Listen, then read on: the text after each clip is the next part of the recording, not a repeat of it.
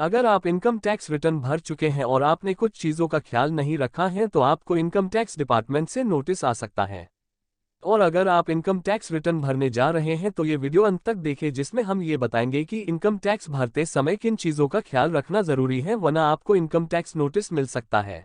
ऐसे ही महत्वपूर्ण जानकारियों के लिए आप हमारे चैनल को सब्सक्राइब करें। वीडियो पसंद आए तो लाइक और शेयर करें।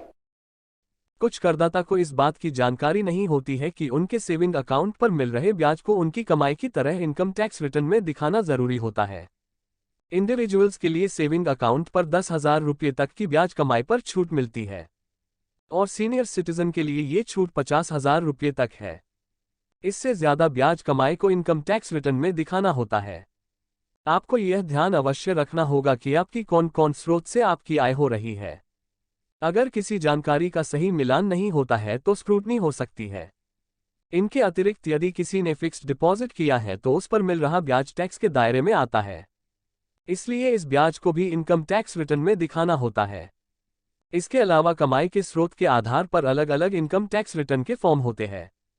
हर करदाता की कमाई के स्रोत के आधार पर उसको इनकम टैक्स रिटर्न फॉर्म भरना होता है। इसलिए जरूरी होता है कि हर करदाता अपनी कमाई के स्रोत अनुसार सही इनकम टैक्स रिटर्न फॉर्म का चुनाव करके ही इनकम टैक्स रिटर्न भरें। फॉर्म 26A से हमें पता चलता है कि हमारी आय स्रोतों पर कितना टैक्स लगा है। इसलिए करदाता अपने फॉर्म 16 और फॉर्म 26A की तुलना जरूर करनी चाहिए। मिलान ना होने पर आपको नोटिस आ सकता है। इनकम टैक्स रिटर्न फाइल करने से पहले हर करदाता को दोनों का मिलान अवश्य कर लेना चाहिए और अगर कुछ कमी मिलती है तो उसे सही करके इनकम टैक्स रिटर्न फाइल करना चाहिए।